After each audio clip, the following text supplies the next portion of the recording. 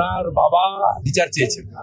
জঘন্যতম ঘটনা, সিট গঠন হয়েছে, পরিবারের পক্ষ থেকে 4 জনের বিরুদ্ধে অভিযোগ দেওয়া হয়েছিল, 2 জনকে গ্রেফতার করা হয়েছে, 3 জনকে ডিটেইন করা হয়েছে, যাদের সঙ্গে পলাতক 2 আসামির ফোনে কথোপকথন পেয়েছে পুলিশ। পুরো আইজির নেতৃত্বে পুলিশ এসটিএফ সবাই কাজ করছেন।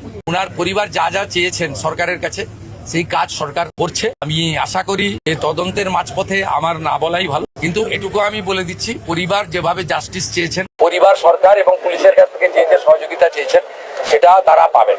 মোট 4টি মামলা হয়েছে, একটি এই জঘন্যতম অপরাধের মামলা ছাড়া আরো 3টি মামলা হয়েছে। সম্ভবত আমি এখনই বলবো না, আমি কাউকে ক্লিয়ারেন্স দিতে চাই না, পুলিশ বলবে। যেটা মব লিঞ্চিং হয়েছে, এর পিছনে একটা কমিউনাল অ্যাঙ্গেল ছিল। রেল লাইনে যেভাবে রেলপথকে উপড়ানো হয়েছে, আমাদের অতীত ইতিহাস মনে পড়ছে। 2019-এর সিএ বিরোধী আন্দোলন বা কিছুদিন আগে ওয়াকফ অ্যামেন্ডমেন্ট বিরোধী আন্দোলন। দ্বিতীয় হচ্ছে সিআরপিএফ এর 2 জন জওয়ান আহত হয়েছেন, একটা পুলিশের গাড়িকে জ্বালানো হয়েছে। আপনারা নিশ্চিন্তে থাকুন, প্রথমটার তো বিচার দেব, ক্যাপিটাল পানিশমেন্ট দেব। ওর বাবা যা যা চেয়েছে সব করবে মুখ্যমন্ত্রী। হাতে সাথেই ফোনে কথা বলেছি, তো আমি খুশি যে ওনারা আমার আস্থা রেখেছেন।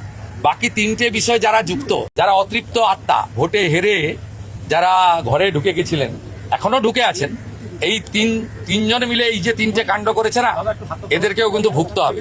এমন ভোগাবো বুঝতে পারবেন।